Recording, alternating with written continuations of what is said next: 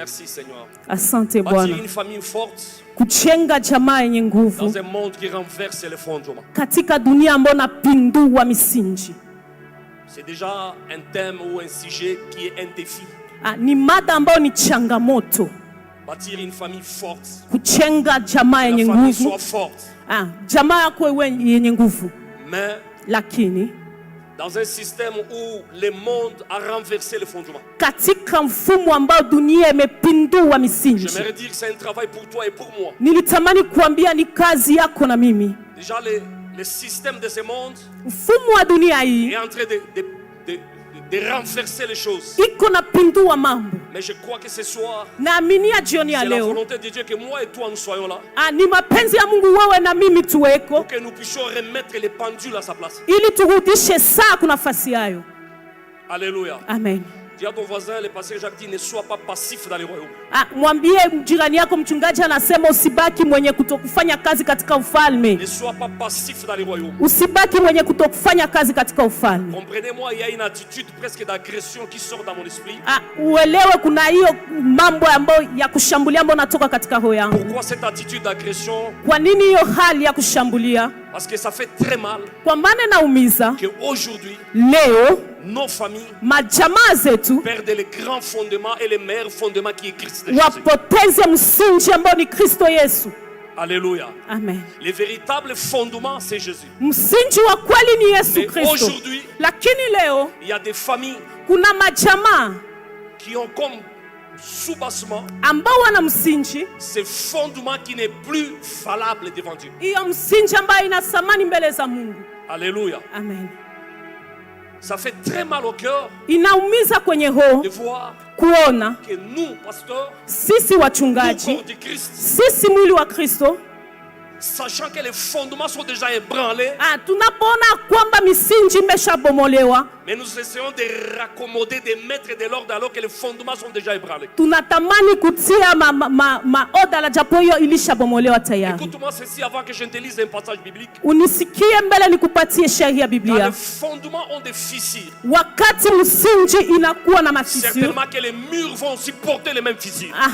Na vibambazi navyo vitapata mafisio. Quand les fondements sont en difficulté, wakati msingi iko katika shida, on ne sait pas ériger quelque chose d'efficace. Haujua kujenga kitu ya muhimu. Ça me fait très mal inaumiza d'être conscient que tes fondements sont faux. Uko na dhamiri ya kwamba msingi yako ni ya uongo. Et tu fais semblant de bâtir quelque chose qui est bon. Na uko nafanya semblant ya kujenga kitu ya nzuri. Je vais te décourager ce soir. Nataka kuvunja moyo jioni ya leo. Si les fondements sont faux, kama misingi ni ya uongo, rien ne peut monter sur ces fondements. Hakuna kinaweza panda kwa msingi. Mais s'il y a quelque chose qui monte, lakini kama kuna kitu inapanda, ça doit être identique au fondement qui les suppose. Itakuwa nafanana na msingi nayo yabeba. Aujourd'hui, les gens fabriquent la sainteté. Leo watu wanaumba utakatifu. Les gens prennent des attitudes de sainteté. La sainteté n'est pas une attitude. Watu wanakamata hali ya utakatifu. La sainteté n'est pas une attitude. Haiko hali ya la sainteté, c'est une vie. Ni maisha. Même avant que tu ne parles, la sainteté parlera. Utakatifu yako itasema.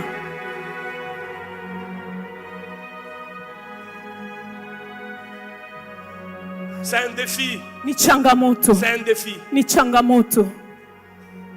Des faux fondements. Msingi ya uongo. Et quand je parle de faux fondements, ninaposema juu ya msingi ya uongo, je parle du système de ce monde. Nasema juu ya mfumo wa dunia hii. Le monde a établi son système. Dunia imeweka mfumo yayo. Et nous cherchons à nous conformer à ce système. Na tunatafuta kulingana na hiyo mfumo.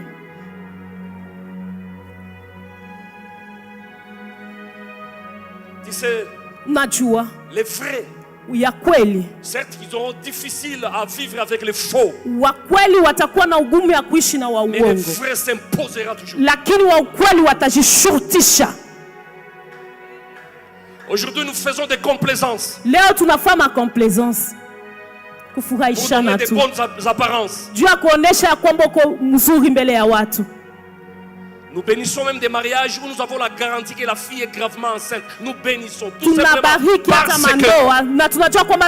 son père est influent à l'église. Les fondements sont déjà faux. Ils ont monté ces mariages sur l'impudicité. Walitia msingi yao ni ngono. Tu vas m'excuser, je serai un peu dur, mais ça va te bénir. Utanisamehe, nitakuwa mwenye nguvu lakini nitakubariki. Je suis pas venu te caresser ce soir. Mimi sikukia kukumbembeleza jioni ya leo. Nilikuja kukuchamsha. Tu sais, unajua, j'aime bien parler de Mwenga parce que Mwenga c'est chez moi aussi. Mimi napendaka zungumza juu ya Mwenga kwa juu ni kwetu. Tu vas à Mwenga avec ton véhicule. Unaenda Mwenga na gari lako. Tu arrives au milieu de la route, tu te rends compte que le carburant que tu as dans le véhicule ne peut pas te faire arriver à Mwenga. Unafika njiani, mais ça peut t'aider à rentrer d'où tu es venu. Unakutana kwamba umeme haizi kufikisha Mwenga lakini inaweza kusaidia kurudi. Je préfère que tu ne forces pas d'aller à Mwenga mais que tu fasses marche arrière, tu rentres à Bukavu, tu fais le plein et tu arrives jusqu'à Mwenga. Afadhali usiendelee urudie utie umeme juu kusaidia kwenda mpaka Mwenga. Je parle aux aigles. Nazungumza na matai. Il n'est pas tard. Haiko nyuma. On peut retourner à la source. Unaweza rudi kumsingi. On peut retourner à la source. Unaweza rudi kwenye msingi, hayakuwa nyuma. Mieux vaut tard avec garantie et certitude que tôt sans garantie. Afadhali ufike nyuma na uhakikisho kuliko mbele na una uhakikisho.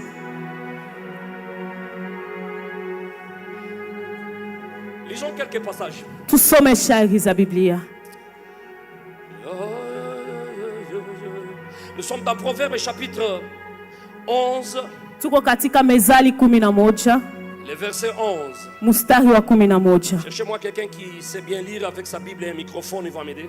Unitafutia mtu ambaye anajua soma vizuri na microphone yake atanisaidia. Et après on va lire 1 Corinthiens chapitre 3, le verset 10 à 11. Kisha tutasoma Wakorintho wa kwanza 3:10 mpaka 11. Laissez-moi lire quand même le deuxième. 1 Corinthiens 3:10. La Bible dit ceci. Nous lisons au nom du Seigneur Jésus-Christ. Tunasoma kwa jina la Yesu Kristo. Nous lisons au nom de Jésus, papa. Si tunasoma kwa jina la Yesu, baba na mama. Hapana kujina ya pasteur Jacques. Nous lisons au nom de Jésus. Du pasteur Jacques, kwa jina la Yesu. C'est lui le boss de ce soir. Niye boss wa jioni ya leo. J'aimerais qu'on les lise tous ensemble. Natamani tusome sote pamoja. Ton téléphone, c'est pas où? Kama ni msimu yako, Biblia yako ya karatasi, fungua tusome pamoja. Allons-y. 1 Corinthiens 3. Wakorintho wa kwanza. OK. J'en ai quelque part aussi. OK. La Bible nous dit ceci. Biblia inatuambia personne hakuna mtu ne peut poser un autre fondement. Anaweza kutia ingine msingi. À savoir kama haiko Jésus-Christ. Yesu Kristo. Tout celui qui donne un autre fondement qui n'est pas Christ, c'est un faux. Anayepana ingine msingi ambaye kwa Kristo ni wa uongo. Malgré son éloquence. Ingawaje kusema yake vizuri. Ce qu'il fait. Ingawaje yote ambayo anayofanya. Un fondement qui n'est pas Christ. Kila ingine msingi ambaye kwa Kristo ni ya uongo. Proverbe 11, le verset 11. Mezali 11 mstari wa 11. J'ai déjà trouvé quelqu'un qui va m'aider à lire. Il est déjà là. Nishapata mtu wa kunisaidia kusoma, iko pale. 11, il dit quoi? Mezali 11 mstari wa 11. Il dit ceci. Anasema hivi. La ville s'élève par la bénédiction des hommes droits. Mji inainuka kupitia baraka ya watu wenye njia sawa. Merci beaucoup. Wow, je suis béni. La ville s'élève par la bénédiction des hommes droits. Amen. Mais elle est renversée lakini inapunduka par des bouches méchantes. Kupitia kinywa za wakaidi. La ville, mji, elle s'élève par la bénédiction des hommes droits. Inainuka kupitia baraka ya watu wenye njia sawa. Dis, le pasteur parle des hommes droits. Mwambie aliye pembeni yako, mchungaji anasema juu ya watu wenye njia nyororo. Gêne lui un peu, dis, le pasteur dit, je ne parle pas des hypocrites. Mwambie mchungaji anasema mimi sizungumze juu ya wanafiki. Mwambie jirani yako. Une ville est forte. Mji iko na nguvu. S'élève. Inainuka. Il y a des hommes droits. Wakati kuna watu. Et quand la Bible parle des hommes droits. Wakati Biblia inasema juu ya watu. Ni kusema msingi ni ya kweli. Souvent j'ai l'habitude de dire ceci à l'église Papa Jerry. Mara mingi naambia kanisa Papa Jerry. Naambia wana wangu. Laissez-moi le dire en Kimbembe pour que tout le monde comprenne. Acha niseme mkibembe juu watoto waelewe. Ukakuta Si tu rencontres un serviteur de Dieu vrai, si tu m'amenais $10, divise par 2, donne-le 5 et m'amène 5 aussi.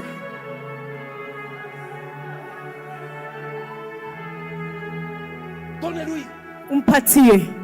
Parce que le temps que nous vivons, kwa maana muda ambao tunaishi avec des fondements ébranlés, kunakuwa misingi ambayo imebomoka. Watumishi wa kweli watakuwa na ugumu kudumu.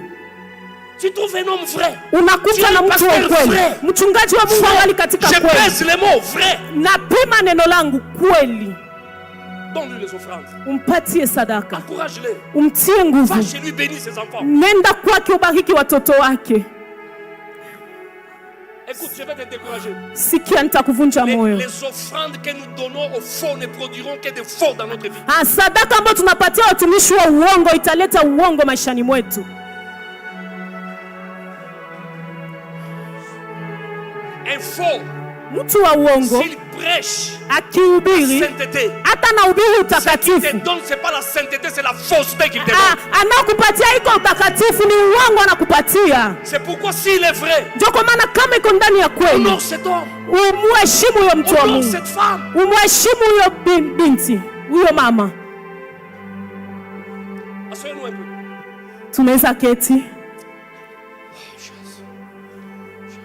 Dis à ton voisin, nous sommes en train de corriger certains fondements. Umwambie jirani yako tuko tunasawanyisha misingi. On y va maintenant. Kamata. Il y a des passages qu'on va continuer. Tutaendelea na mashairi. Si nous parlons d'une famille forte, tukizungumza juu ya jamaa yenye nguvu, c'est pas en raison des moyens financiers que la famille possède. Haiko juu ya fedha ambayo jamaa iko nayo. Et cette doctrine qui définit les familles fortes comme étant les familles qui ont des moyens, c'est un faux fondement aussi. Nayo mafundisho ambayo nasema jamaa ya nguvu ni jamaa viko na fedha, ni mafundisho ya uongo. Parce que vous mettez les jaguars dans les parkings, never. Amuko jamaa ya nguvu juu muko na majaguar ma parking yenu, hapana. Vous n'êtes pas une famille forte parce que vous avez des immeubles. Amuko jamaa ya nguvu juu muko na magorofa. Parce que même cette maison a 10 chambres pour dormir, tu ne dormiras jamais dans 10 chambres. Tu prendras juste une chambre, les 9 vont rester comme ça. Les fondements de la famille. Je ne saurais pas te parler des fondements des familles sans te parler des fondements des hommes et des personnes. Suis-moi un peu bien. Si on doit les mettre par graduation, on parlera du fondement de la personne. Dis avec moi, fondement de la personne. Après les fondements des personnes, on parlera des fondements des familles. Après les fondements des familles, on parlera des fondements des villes. Après les fondements des villes, on parlera des fondements des nations. On ne saura pas parler d'une famille forte si les composants de la famille ne sont pas forts. C'est pourquoi je te parle d'abord des fondements des personnes. Parce que la famille est composée des personnes. Si nous sommes vrais, et nous nous mettons ensemble, nous faisons une famille vraie.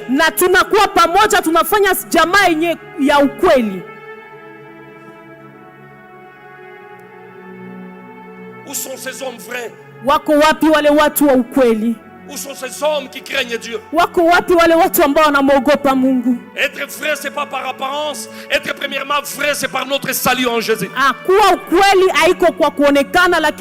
donné notre vie à Jésus. Nous l'avons accepté comme Seigneur et Sauveur. Si une personne est vraie, bâtie sur les vrais, fera une famille vraie. Et si une famille est vraie, si une famille est vraie, j'ai sauté quelque chose là-bas. Après famille, c'est église. Personne, famille, église, ville et nation. Personne, famille, église, ville, nation. Allons-y. Si une personne est vraie, l'ensemble de ces personnes vont constituer une famille vraie. Et si une famille est vraie, Cette famille va constituer des églises influentes et vraies. Hiyo majamaa itafanya makanisa zinazo na nguvu, zinazoshawishi. C'est une grâce d'avoir des membres de l'église qui sont vrais. Ni neema kuwa na wanamemba wa kanisa ambao wako kweli. Si des familles sont vraies, kama majamaa ziko kweli, wanaingia kanisani, l'église devient influente. Kanisa inakuwa kushawishi. L'église prêche l'évangile. Parce que les vrais sont dans l'église. Wakweli wako kanisani. Et si l'église est vraie, na kama kanisa iko kweli, la ville devient vraie. C'est une église qui influence dans les milieux. C'est une église qui touche des vies. C'est une église qui libère des peuples de Dieu. Nous avons besoin des églises vraies. Nous avons besoin des églises qui sont fondées sur la parole de Dieu. Et si une église est vraie, cette église va influencer la ville. À peine vous entrez dans la ville, c'est le nom de cette église qu'on te cite. Tu es dans un taxi, tu dis à un taximan, je vais aller prier. Il te dit, non, non, je sais là où je vais t'amener. Et le motard, il te dit, non, non, non, je sais là où je vais t'amener.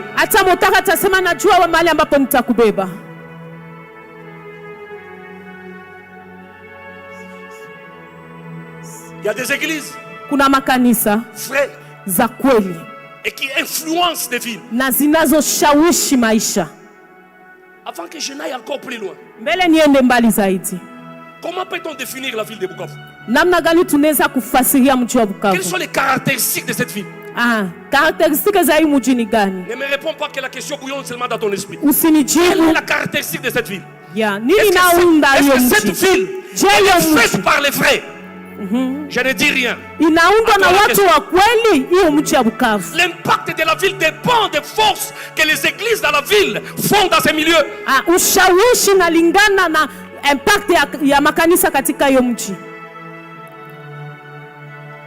Et quand la ville elle est puissante, elle est forte, elle est bâtie sur des hommes droits, l'église influence des nations.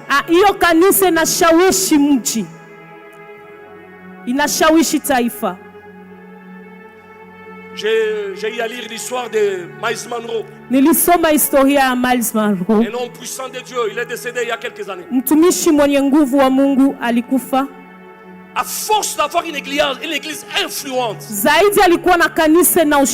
un moment le gouvernement lui a donné le ministère de l'éducation. On a dit, ce ministère on le donne à l'église. Pourquoi? Parce que c'était une église forte, influente, qui poussait des vies, qui transformait des cœurs. Et le chef de l'État, le premier ministre a dit non papa, ce ministère nous vous le donnons. Laissez-moi vous dire une des choses qu'ils ont eu à faire. Je prie qu'un jour la nation congolaise les comprenne aussi. Ils sont réunis. Il a pris ses ministères. Il a demandé un budget. Il a pris les médecins, les enseignants. Il a pris certaines sommes de métiers. Il a demandé au gouvernement, on les envoie à l'étranger. Ces gens-là sont partis à l'étranger. On a formé ces gens à l'extérieur. Et tout le monde se disait, mais vous voyez, vous avez donné les ministères à une église. Ce n'est pas une histoire d'église ici, c'est de la politique. Mais cet homme savait ce qu'il faisait. On a formé les enseignants, les professeurs. On a formé les hommes de métier. Des en 3 ans, ils sont revenus. Et quand ils sont venus, ils ont aussi commencé à former les autres dans la nation. C'est pourquoi aujourd'hui, il y a des interventions pour lesquelles tu peux payer 15 000 aux États-Unis, mais si tu vas à Bahamas, c'est la ville de Miles, tu peux les payer 7 fois moins. Et pourtant, ce sont les mêmes hommes et la même formation. Pourquoi? Parce qu'il y a quelqu'un, il y a une église, il y a un homme, il y a une fille qui a été influent et qui a changé les choses.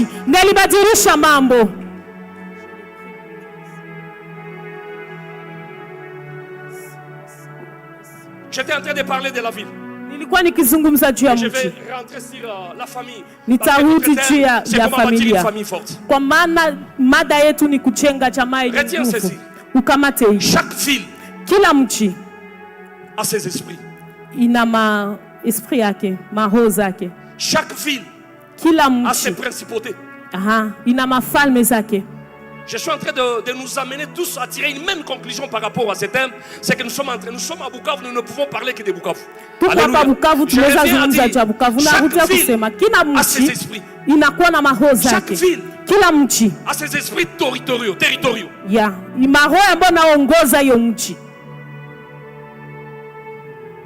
Je vais donner un exemple. Moi, je suis un garçon de l'essence. C'est-à-dire, il n'est pas compliqué quand vous voyez les réactions d'un garçon de l'essence qu'on tire une conclusion. Non, ce type vient de l'essence.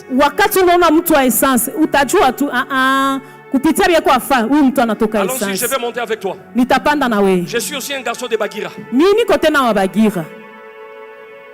Quand tu vois quelques belles filles d'Ouvira et de Bagira, quelle est la petite leçon que les gens tirent souvent? Je n'ai rien dit, moi-même je suis de Bagira. Je vais vous aider à comprendre certaines choses. Ces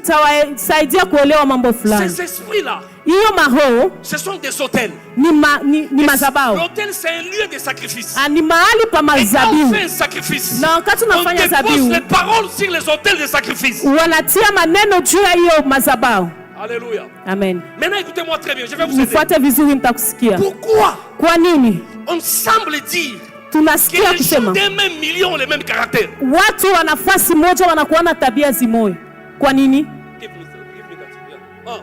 Pourquoi ils ont les mêmes caractères? Je vous amène quelque part. Ces hôtels-là, ces esprits-là, il y a des paroles qui sont déclarées sur ces hôtels. Je donne un exemple d'une parole. Par exemple, ces hôtels parlent par exemple de l'impudicité des avortements.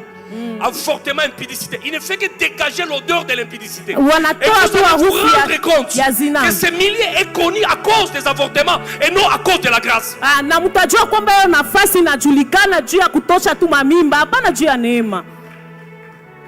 Est-ce que vous vous imaginez? Est-ce que les filles d'un même quartier peuvent se dire ils ont fait des réunions pour ça? Non! C'est ces systèmes, ces hôtels sur lesquels on a déclaré des paroles. Et c'est les effets des paroles qui les poussent à faire ça. J'ouvre une parenthèse que je fais. Dis à mon voisin. Oppression. Dis-lui dépression. Et puis dis-lui obsession. Et dis-lui maintenant possession. C'est une parenthèse que j'ouvre et je vais fermer. C'est un enseignement que je donne à El Shaddai il y a plus d'un mois.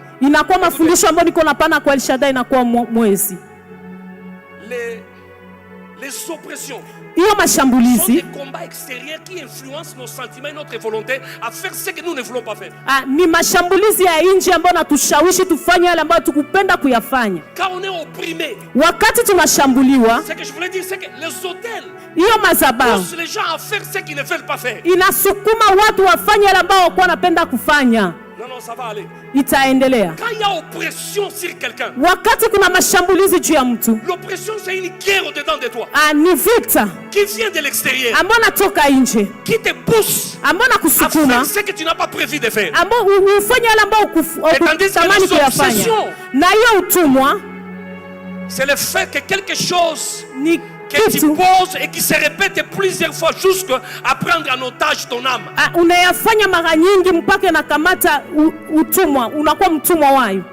Et la dépression, j'aime souvent comment les gens appellent ça prêcha.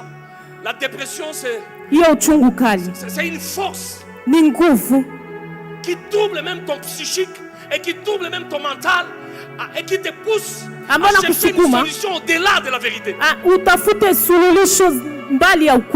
Je laisse la possession parce que les chrétiens ne sont pas possédés. Les chrétiens peuvent être opprimés sous l'oppression. Écoute-moi bien. Nous ne pouvons pas être possédés parce que Christ a possédé notre esprit. Mais regarde une chose. Tu peux vivre avec quelqu'un qui est païen, qui peut être possédé. Mais il est possédé. Il peut créer des oppressions envers toi et non la possession. Je m'explique. Tu engages les gens non sauvés unatumikisha watu ambao waokoke, ambao shetani wamemilikiwa na mapepo. Tu ne seras pas possédé, mais tu recevras les oppressions. Utapata mashambulizi. Mimi namwambia afanye hivi anafanya hivi. Nilimwambia afanye. Non. Il te crée des oppressions. Wanakushambulia.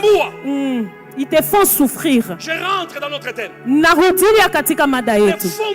Msingi wakati kwa uongo inaleta mashambulizi. Il n'y a pas un malheur dans les ministères d'avoir des fils qui sont sous oppression. Hakuna hole katika huduma uwe na wana ambao wako chini ya mashambulizi ya shetani. Je sais de quoi je parle. Najua niko nasema nini. Les oppressions sont des guerres extérieures. Mashambulizi ni vita inayotoka nje. Qui te poussent à faire ce que tu ne veux pas faire. Ambao nakusukuma ufanye yale ambayo ulikuwa unapenda kuyafanya. Pourquoi les fils étant sous oppression, nous les avons écartés, sachant qu'ils étaient possédés alors qu'ils avaient un problème d'oppression. Wana ambao walikuwa na mashambulizi tuliwaweka kando, tuliwaza kwamba wamemilikiwa na japo wameshambuliwa. Mes amis serviteurs de Dieu. Acha nisaidie watumishi wa Mungu, marafiki zangu. Les fils qui sont à côté de nous. Wana ambao wako pembeni yetu. Si ces fils kama wale wana hawako kweli, ils sont l'objet des oppressions. Watakuwa chanzo ya mashambulizi kwetu. Je vais parler à une dame. Nazungumza na dada moja. Quand on est sous oppression, wakati uko chini ya mashambulizi, on cherche à trouver une solution. Unatafuta kupata suluhisho. Parmi ces solutions, il y a des gens qui sont tombés dans la drogue et dans l'alcool à cause des oppressions. Suluhisho, kuna watu ambao waliingia katika mapombe ya kulevya juu hayo. Quand il prend régulièrement ça, wanapochukua mara nyingi hiyo pombe, l'alcool crée ce qu'on appelle l'obsession à lui. Hiyo kukunywa pombe inatia kutumwa ndani mwake. Il n'a pas pris, il ne se sentira pas à l'aise. Il a besoin de prendre pour être tranquille. Wakati yote ayachukua pombe atajisikia vizuri, iko na haja kuchukua tu juu asikie ko bien. Quand les oppressions les poussent à l'obsession, wakati hiyo mashambulizi na kusukuma uko mtumwa, ils tombent facilement dans la dépression. Wanaanguka katika pressure, huzuni kali. Nafunga kipengele. Les familles, majamaa qui sont fondées sur les faux, wambao wako na msingi ya uongo, des enfants opprimés. Watazaa watoto ambao wameshambuliwa. Église de Dieu, kanisa la Bwana, le temps, muda nous impose inatushurutisha faire différemment les choses, kufanya vitu kitofauti.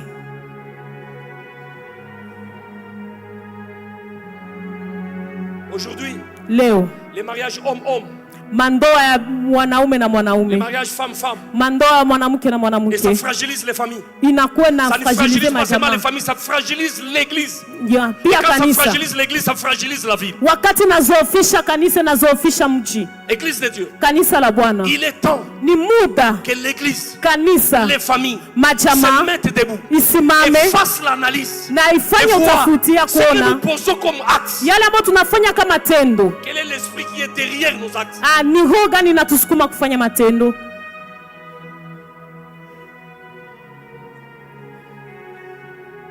Ce que tu poses comme acte, yale ambayo unafanya kama tendo. Qu'est-ce qui te pousse à faire ce que tu fais? Nini nakusukuma kufanya yale ambayo unafanya? Si les fondements kama msingi ni ya uongo, ça crée les oppressions en nous. Inaleta mashambulizi ndani mwetu. Ces oppressions nous poussent à dire ce qu'on ne doit pas dire. Kusema yale ambayo ungepaswa kusema. C'est bon bien de dire famille, oui, bientôt on va prier. C'est bon bien de dire famille, on va prier. Mais laissez-moi vous dire, si nous ne cherchons pas les causes qui déstabilisent les familles, on fera bien la prière, mais on ne résoudra pas totalement les problèmes. Kama tutafute chanzo ambao natuma tusistawi katika jamaa, hatutapata suluhisho. Demande à ton voisin pourquoi les jeunes gens boivent plus que les gens qui ont les salaires. Muulize jirani yako, kwa nini wavulana wetu wanakunywa kuliko wale ambao wanatumika na wana mshahara? Un jour on avait une réunion à l'église. Siku moja tulikuwa na kongamano kanisani. Pasteur Eric cherchait un endroit où on peut prendre juste un hamburger avec du jus. Nikamwambia mchungaji Eric tutafute nafasi ambayo tutakunywa juice na hamburger tukule. À un restaurant sur l'avenue, je n'ai pas besoin de citer le nom. Tukaenda ku restaurant moya.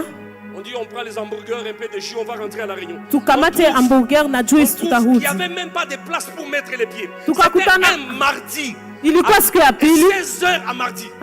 Saa 10 siku ya pili. Et puis on s'excuse, vous avez fête, vous avez réunion. Il dit non, ce sont les jeunes qui sont en train de festoyer. Ni mavulana ambao wako wana enjoy. Je vais t'aider, je parle des fondements. Niko na kusaidia nazungumza juu ya misingi. Ces jeunes gens là. Wale wavulana. J'étais curieux de voir. Nilitamani kuona. On prend toutes sortes de liqueurs, on est en train de verser ça dans un bassin en plastique. Banakamata ma liqueur zote wanachanga. Je dis pasteur, moi je reste, je vais voir ce qui se passe. On fait les bios, on fait les mélanges.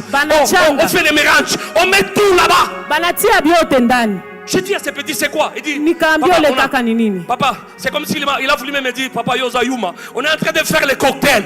Biko na fa cocktail ya pombe.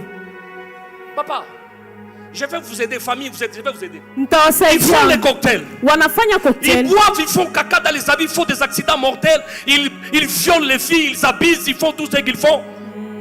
Mais moi, ma question, c'est pas de dire, mon fils fait ça, je vais prier pour mon fils. Non, chers parents, vous qui êtes là, la question dont je vous pose, c'est de chercher à savoir qu'est-ce qui pousse cette génération à se comporter ainsi.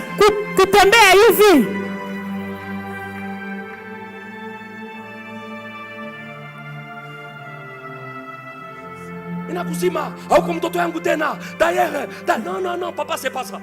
Papa, nous comme corps du Christ, mettons-nous ensemble. Cherchons à savoir qu'est-ce qui propulse ces gens, qu'est-ce qui pousse cette jeunesse à faire ça. Je ne parle pas souvent dans les fêtes de mariage. Pour des raisons qui me sont personnelles. Mais parfois je suis scandalisé. Tu vois un papa, il vient avec sa femme et ils viennent avec un enfant. C'est devenu par une méthode maintenant. Les bonus de l'invitation. C'est-à-dire, papa et maman viennent, mais ils viennent aussi avec une fille ou un fils. Et ils étaient en face de nous.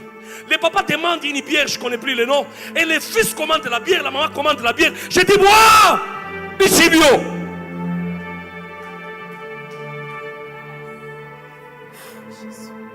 Ce sont les hôtels qui sont en train de parler, en train de donner des ordres. Les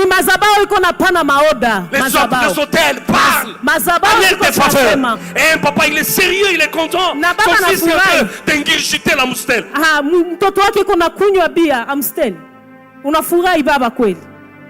Ce soir, toi et moi, nous devons chercher à savoir qu'est-ce qui se passe. Why that?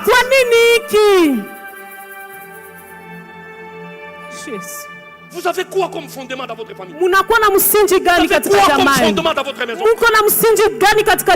Le seul fondement, c'est Christ et Jésus. Le fondement étant Christ, Christ ne fabrique pas les buveurs d'alcool.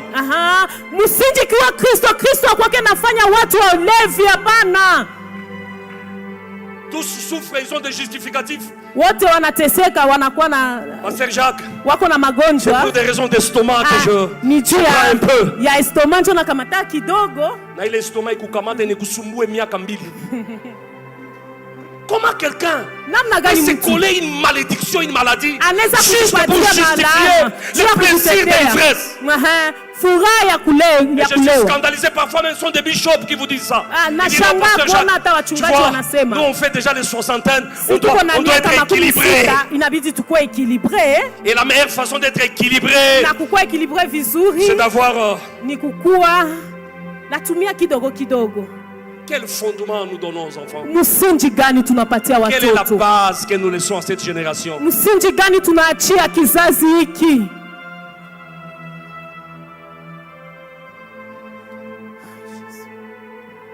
Je reviens à ma question. Quelles sont les caractéristiques de cette ville?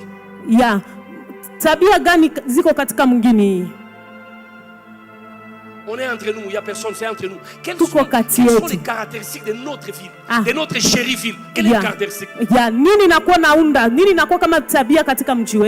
Enfin, écoute-moi. Il y a certaines choses on n'a pas besoin de prophétiser. On a besoin de voir les résultats pour savoir à quoi ressemble la source. Je n'ai pas besoin de te dire. Dis-moi qui tu fréquentes, je te dirai où tu passes la journée.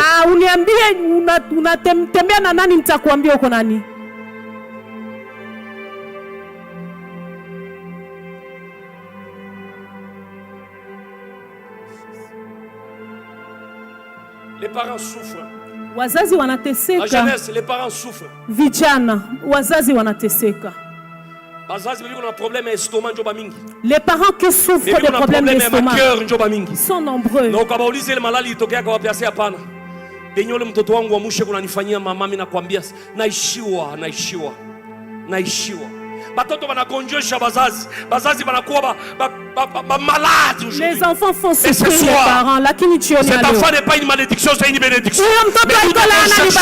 Quelles sont les causes et les raisons et les motifs qui poussent nos fils et nos filles à se comporter ainsi? Tutajua chanzo ni nini ambacho nasukuma watoto wetu kuwa na tabia hizo.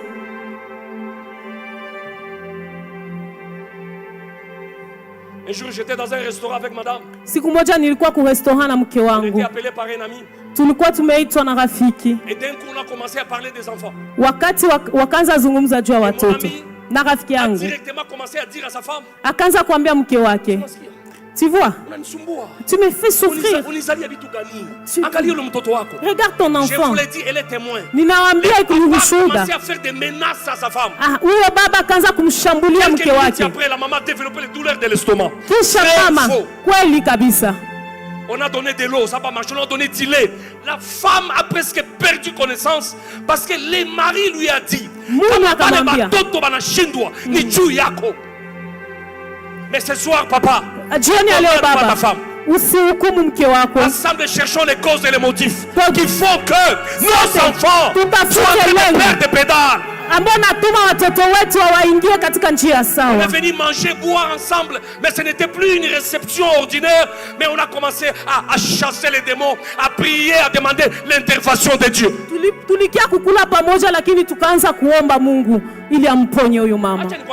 Laisse-moi te dire une chose. Le diable, c'est un menteur. Je le connais, il habite dans un quartier, souvent il est toujours avec une grosse culotte noire. Moi je le sais, je le connais, ces garçons-là.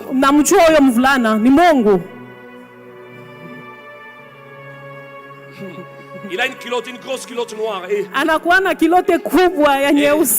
ici, il y a une marque sur... Je vais nous aider à ceci. Écoutez, les méchants ne viennent pas toujours d'une manière violente pour t'attaquer. Ça va aller. Tu sais, l'église est tombée dans des erreurs. C'est un visiteur qui vient avec du bruit. Non,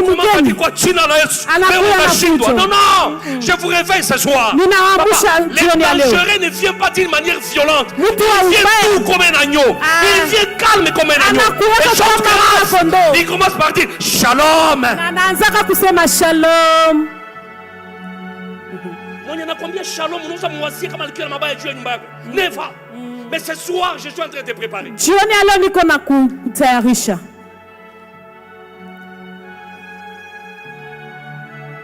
Les fondements qui sont ébranlés ne produisent que des personnes qui sont fissurées dans leurs pensées. Ils sont fissurés dans leurs actions.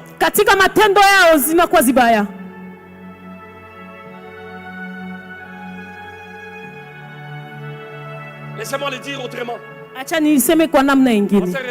Mchungaji Eric. Hakuna vita mbaya upigiwe na Mkristo. Mimi hivyo kupigiwa vita na mpagani na Mkristo. Vita yenye Mkristo anakupiga. Tu vas souffrir sérieusement. Amen.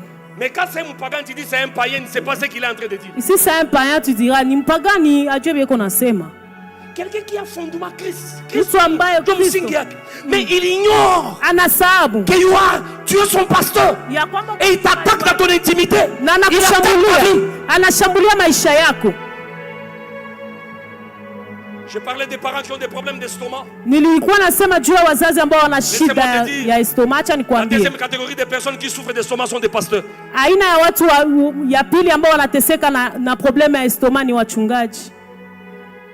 Dans l'église, les gens vous viennent avec plusieurs fondements.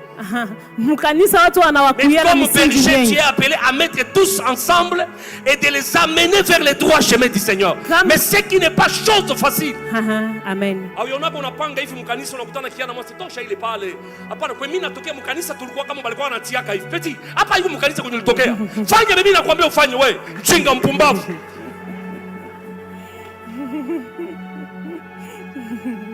tu viens de faux fondements et tu veux nous contaminer avec ces fondements-là. Dans une église, il n'y a pas deux têtes, il y a une tête. Même ce que je fais est faux. Accepte le faux que je dis. Et après, sagement, tu vas me voir dans les bureaux, on va corriger. Mais tu n'as pas le mandat de me le dire. Ce que tu as fait n'est pas correct. Je reviens à dire. Regarde ton voisin, s'il te plaît, si ça ne te gêne pas. Angalia jirani yako kama haikusumbue. Il y a quoi comme fondement? Muulize jirani, mchungaji anasema una msingi nini? Msingi yako ni nini? C'est quoi ton fondement? Msingi yako ni nini? Papa, on n'a pas besoin du temps. Que Dieu te donne le temps de parler avec quelqu'un qui est à côté de toi. 10 minutes, tu sauras quel est son fondement. Mungu akupatie muda kuzungumza na mtu. Dakika 10 tu utajua msingi yake ni nini. Ce soir, jioni ya leo, nous allons parler à ses fondements. Tutazungumza na hiyo misingi. Ce soir, jioni ya leo, nous allons parler à ses fondements. Tutazungumza na hiyo misingi.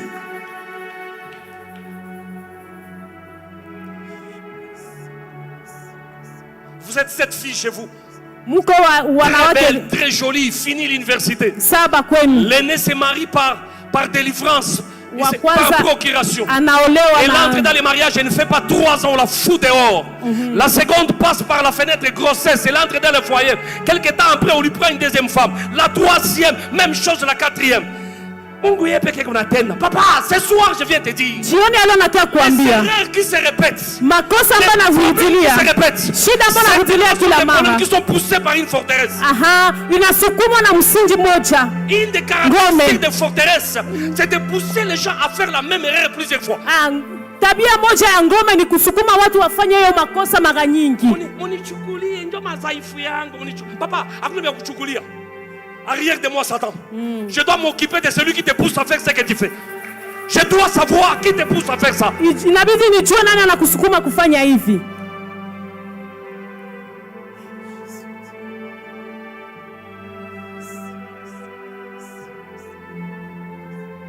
Une famille des occultistes jamaa ya wazingaumu a plus de chances de produire des enfants qui ont des fissures dans leur vie. Inaweza leta kuzaa watoto ambao wako na mafisiri katika maisha yao. Je le répète dans une autre langue. Ninarudilia katika msemo mwingine. Papa, il y a plus de chances que les fissures de ces choses vous attaquent.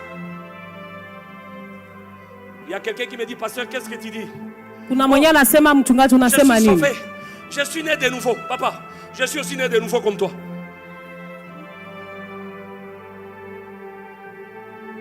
Je suis aussi né de nouveau comme toi. Na mimi nimezaliwa upya kama wewe. Kwani nitakufasiria kudakika kidogo tu. La nouvelle naissance nous fait quitter du royaume des ténèbres vers le royaume de Dieu. Kuzaliwa upya inatutosha katika ufalme wa giza na tunaenda katika ufalme wa Mungu. Nous entrons dans la direction du roi Jésus. Tunaingia katika utawala wa Bwana wetu Yesu Kristo. J'aime bien dire ça en anglais, le royaume de Dieu, j'aime bien le dire en anglais, ça s'explique bien. Le royaume de Dieu en français, ça passe mal, mais quand on le dit en anglais, on dit the kingdom of God. Le royaume de Dieu, ufalme wa Mungu. Tu parles de kingdom. Unaposema juu ya ufalme de Dieu. Tu vois, ça s'explique bien. Il est le roi qui gère les domaines de Dieu. The kingdom of God. Ni ufalme wa Mungu.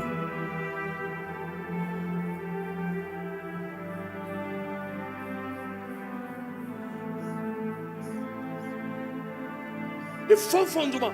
Msingi ya uongo. Des maladies héréditaires dans les vies des gens. Inaleta magonjwa héréditaire katika maisha ya watu. Ces fondements-là, quand ils sont faux, hiyo msingi inapokuwa ya uongo inaleta matokeo katika maisha ya watu. Je n'ai rien contre toi ni contre ton église. J'ai constaté à un moment, oh merci beaucoup, j'ai constaté à un moment que la mort de certains serviteurs de Dieu est devenue comme quelque chose de normal. Je vais aider aussi les pasteurs. Nitasaidia watumishi wa Mungu. Pasteur Bona. Mchungaji Bona.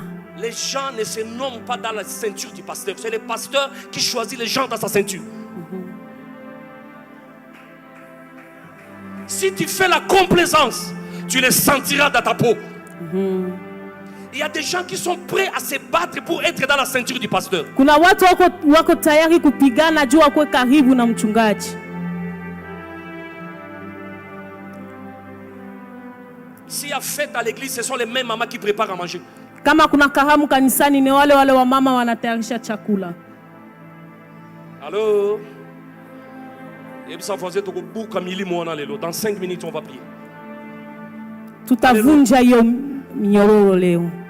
Ces gens-là, ils sont tellement avec une apparence et la sainteté autour de la bergerie, alors qu'ils sont déjà qui ont des faux fondements. Ni watu ambao wanaonekana kama watakatifu pembeni ya wachungaji japo wako na msingi ya uongo. Parlons-en, c'est entre nous là. Tuzungumze. Les gens de là ne nous regardent pas.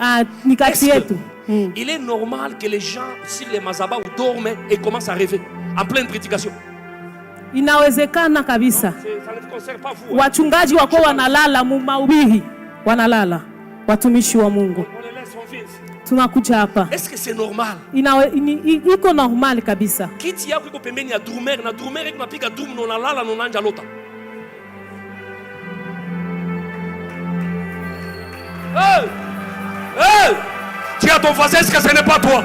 Est-ce que ce n'est pas toi? Muulize jirani yako, haiko wewe. Haiko wewe kabisa. Papa. C'est forteresse là. Hiyo mangome. Yoka ngona sangome ko vivre yango te. Usikie tu kwa hadithi lakini usiyaishi. Il y a des choses. Kuna mambo ambayo unafanya. Tu as juré de ne plus faire dans ta vie. Ambayo ulikuwa hapa utafaka maisha yako noko na yafanya. Et tu te retrouves en train de le faire. Na unajikuta kwa unayafanya. Mets-toi debout pendant une seconde. Dakika moja na kusi usimame wima. Le temps que tu es debout, dis à ton voisin, est-ce que si on provoque les missiles de chez toi, est-ce que ça va créer un problème? Demande-lui. Si on provoque les missiles de chez vous, est-ce que ça ne va pas te créer les problèmes?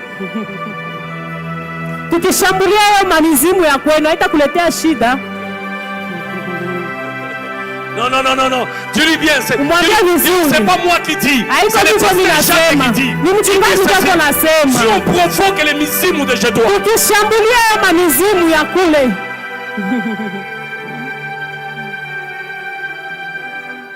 Comment expliquer? Je sens que je vais laisser à deuxième orateur de prier. Moi, je vais me retirer. Écoutez ceci. Comment expliquer? Une fille qui sautait par la fenêtre, elle allait dans la boîte, elle danse, elle rentre à 4 heures, elle frappe, c'est la maman qui ouvre. Et là, elle fait un avortement, la maman l'aide à aller chez un médecin, on l'aide à évacuer la chose.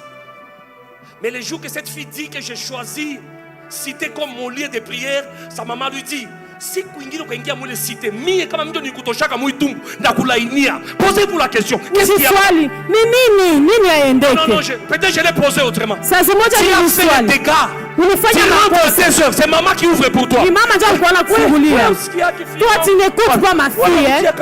Baba yako anataka ton papa. On te fait entrer dans la maison.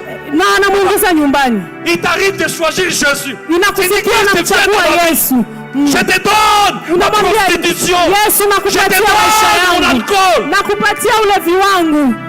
Tu rentres de l'église à 17h50. Unarudi kanisani saa 11. Maman est à la porte. Na mama yuko kwenye mlango. On sera entre toi et moi. Tutajua kati ya wewe na mimi. La maman dans cette maison. Nani mama mnyumba hii? Parce que tu as fait quoi? Tu ulifanya nini banduku? Je n'ai rien dit, hein? Mimi sikusema kitu. Je n'ai rien dit. Sikusema kitu. Certes, qu'il y a quelque chose. Kuna kitu. Certes, qu'il y a quelque chose. Kuna kitu. Tiens ton voisin dans les mains, on va prier. Shika jirani yako mikono, tutaomba. Pendant 3 minutes. Dakika 3 leo tubakilia. Tutaomba pamoja. Père, dans le nom de Jésus. Baba katika jina la Yesu. Tu vas répéter ces 2 phrases et puis je vais prier. Seigneur Jésus. Seigneur Jésus, tu es mon seul fondement. Tu es mon seul fondement. Autre fondement qui n'est pas toi. Autre fondement qui n'est pas toi. Je le résiste au nom de Jésus. Je le résiste au nom de Jésus. Autre fondement qui n'est pas toi. Autre fondement qui n'est pas toi. Je le maudis au nom de Jésus. Je le maudis au nom de Jésus. Seigneur Jésus. Seigneur Jésus. Seigneur Jésus. Seigneur Jésus. Ce soir. Sépare-moi de la lignée qui ne te donne pas gloire. De la lignée qui ne te donne pas gloire. De la lignée qui ne te glorifie pas. De la lignée qui ne te glorifie pas. Dans le nom de Jésus. Dans le nom de Jésus. Dans le nom de Jésus. Dans le nom de Jésus. Commence à prier pendant 10 minutes. Asa kuomba. Rokonto kobo shindarabayaka. Mara mama mama mama. Rende kebo shindarabosa. Raka